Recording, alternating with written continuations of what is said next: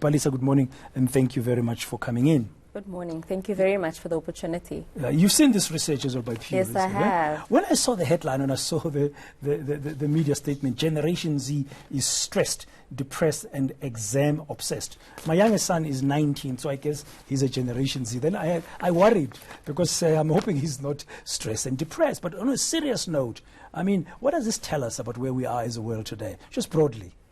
I think the challenge is that there are many different factors that are contributing to young people, the stress that they're feeling.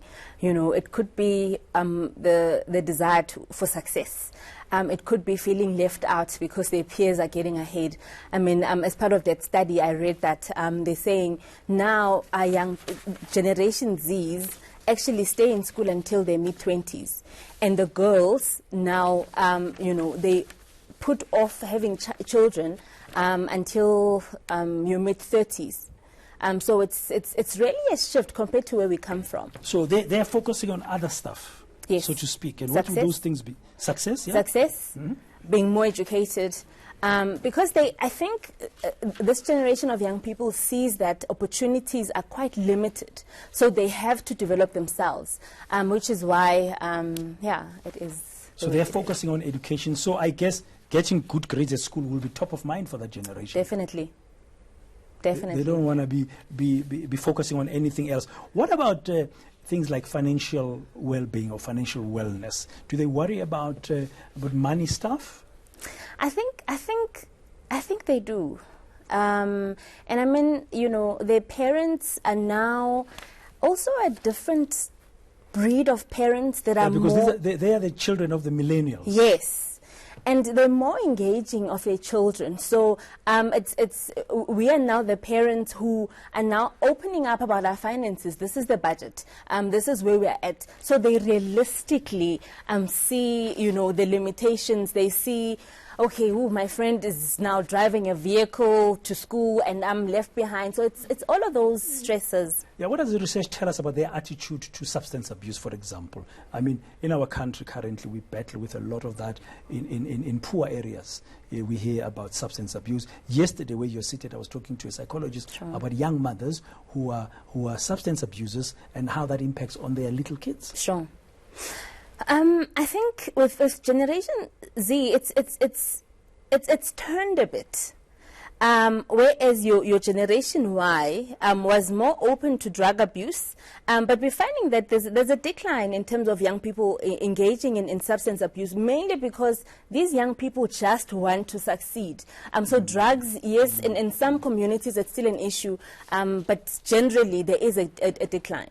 But when you see the headline that the research also shows that Generation Z is facing with issues of stress and depression, that should be worrying. It is.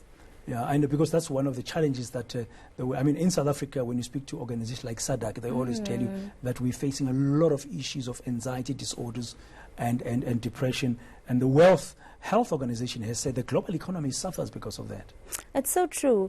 I had a discussion yesterday, with someone in my life, and we were talking about what could be the contributing factors of young people being depressed. And it could be, how growing up, whether it's Generation X or Generation Y, growing up, a lot of us were deprived of many opportunities and we feel like we do not want our children to suffer like we did. And therefore, sometimes parents overcompensate and they don't equip their children to be able to survive and, live, experience different things. So they end up then feeling sorry for themselves. If there isn't money for petrol, then it's a tantrum, or I'm depressed because of this and that.